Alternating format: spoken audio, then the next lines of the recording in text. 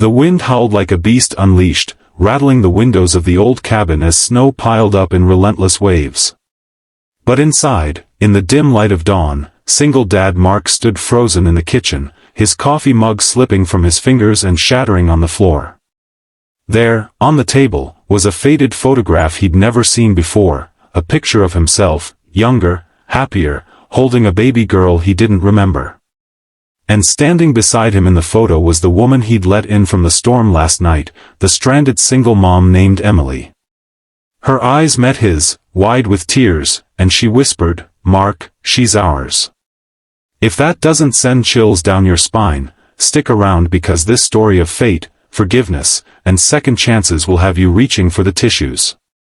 Hit that like button if you're already hooked, and subscribe for more heart-pounding tales that remind us love can weather any storm. Mark Thompson had built his life around routine and resilience after his wife left him 5 years ago, taking their dreams with her. A rugged carpenter in the small mountain town of Evergreen Ridge, he raised his 7-year-old son, Liam, with the kind of quiet determination that came from burying pain deep inside. Winters were brutal here, with blizzards that could isolate the town for days, but Mark's cabin was a fortress, stocked with firewood, canned goods, and the echoes of laughter from better times. That fateful night, as the storm raged outside, Mark was tucking Liam into bed when a frantic knocking echoed through the house.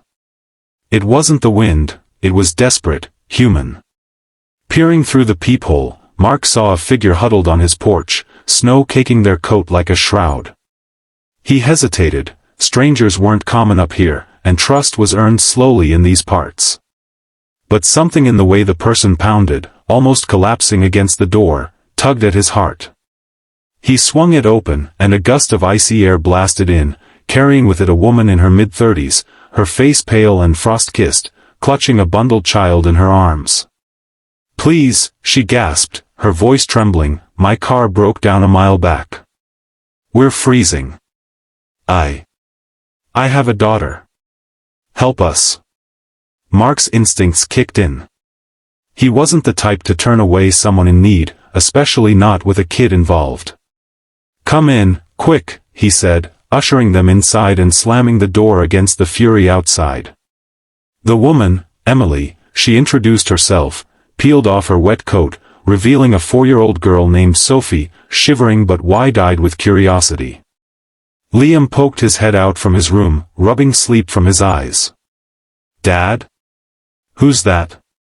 "Just some folks caught in the storm, buddy. Go back to bed, I'll handle it." But Liam lingered, fascinated by the newcomers. Mark stoked the fire in the living room hearth, its warmth chasing away the chill as Emily sank onto the couch, holding Sophie close. "Thank you," she murmured, her green eyes meeting his for the first time. There was something familiar about her, a flicker of recognition that Mark couldn't place, like a half-remembered dream. She explained her story in bits and pieces, a single mom fleeing a bad breakup in the city, heading to her sister's place further north when the storm hit. Her old sedan had given out on the slick road, stranding them with no cell service. As the night deepened, Mark offered them hot cocoa and blankets, turning the couch into a makeshift bed. Liam, ever the sociable kid, chatted with Sophie about his favorite cartoons, their giggles cutting through the tension like sunlight through clouds. Emily watched them with a soft smile, but Mark noticed the shadows under her eyes, the weight of unspoken burdens. "You look like you've been through hell," he said gently, handing her a steaming mug. She nodded, staring into the flames. "More than you know. Raising a kid alone, it's like fighting a war every day. Bills, doubts, the fear that you're not enough." Mark felt a pang in his chest. He knew that war all too well. After his ex-wife, Sarah, walked out, claiming the small-town life suffocated her, he'd questioned everything. Was he a good father? Could he provide the stability Liam deserved? "Yeah," he replied, his voice low. "I get it. My boy's mom left us high and dry. But we make do. Kids like ours, they're tougher than we think." Their conversation flowed easily, two weary souls finding solace in shared struggles. Emily spoke of her dreams deferred, how she'd once wanted to be an artist but life had other plans. Mark shared stories of his carpentry work, building homes for others while piecing together his own broken one. Outside, the storm intensified, winds screaming like lost ghosts, but inside, a fragile warmth bloomed. As the hours ticked by, Mark felt an unexpected pull toward this stranger, a connection that went beyond pity. Sophie fell asleep in Emily's lap, and Liam finally retreated to his room, leaving the adults in quiet companionship. By midnight, the power flickered out, plunging the cabin into darkness save for the fire's glow. Mark lit candles, and they sat closer, whispering about their pasts. Emily confessed her fears, the abusive ex who drained her savings, the isolation of single parenthood. "Sometimes I wonder if I'll ever find someone who sees me, not just the mess," she said, her voice cracking. Mark reached out, his hand brushing hers. "You're not a mess. You're surviving.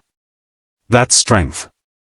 In that moment, vulnerability bridged the gap between them, and for the first time in years, Mark felt seen too.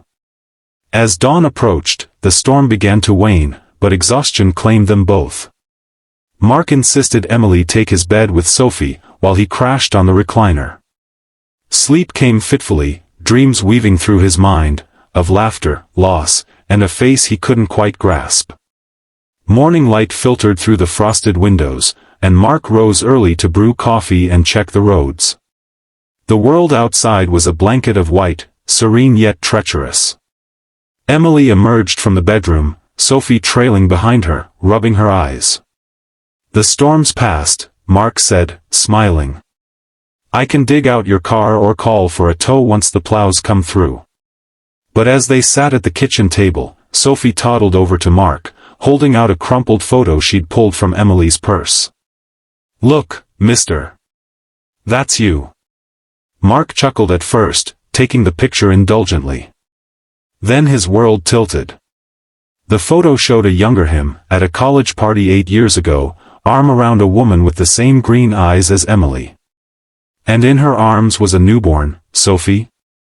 No, the dates didn't add up. His heart pounded. "Emily, what is this?" She froze, color draining from her face. Tears welled up as she took a deep breath. "Mark, I didn't know how to tell you. That night in college, we were both drunk, both hurting from breakups. It was one reckless evening, but it changed everything.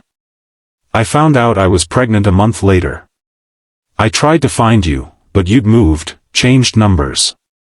I raised her alone, named her after my grandmother. Last night, when you opened the door, I recognized you immediately. The storm brought me here, to you." Mark's mind reeled. Speechless, he stared at the photo, memories flooding back, the party, the fleeting connection, the morning after when he'd regretted not getting her number. Sophie was his daughter? The revelation hit like a thunderclap, shattering his carefully constructed life. Anger flickered, why hadn't she tried harder? But then he looked at Sophie, her innocent eyes mirroring his own blue ones, and Liam, who wandered in sleepy-eyed, oblivious. Challenges loomed, DNA tests, co-parenting, rebuilding trust. How could he integrate this into their lives? Emily sobbed, "I never wanted to disrupt you. But Sophie deserves to know her father." In the hours that followed, they talked, raw, honest conversations laced with pain and possibility. Mark felt the weight of missed years, the what-ifs. But as the sun melted the snow, so did his resentment. He saw Emily's courage in raising their child alone, her love shining through every sacrifice. Liam bonded instantly with his half-sister, the kids' laughter a balm for the adults' turmoil. By afternoon, the roads cleared, but Emily didn't leave. Instead, they planned, cautious steps toward a blended family. Weeks turned to months, and what began in a storm blossomed into healing.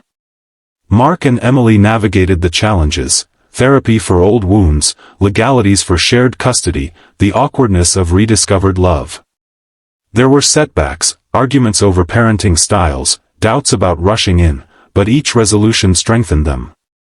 Mark taught Sophie to whittle wood, just like he did with Liam, and Emily's art adorned the cabin walls, bringing color back to their world. The kids thrived, their sibling bond unbreakable. In the end, fate's brutal twist became their greatest gift. Mark realized that opening that door wasn't just kindness, it was destiny knocking. Life's storms don't destroy us, they reveal what's hidden, forcing growth. Today, their family stands as a testament to second chances, proving that love, when given freely, can mend even the deepest fractures.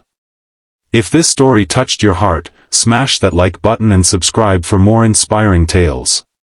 Who knows? Your own revelation might be just one storm away. Red Heart.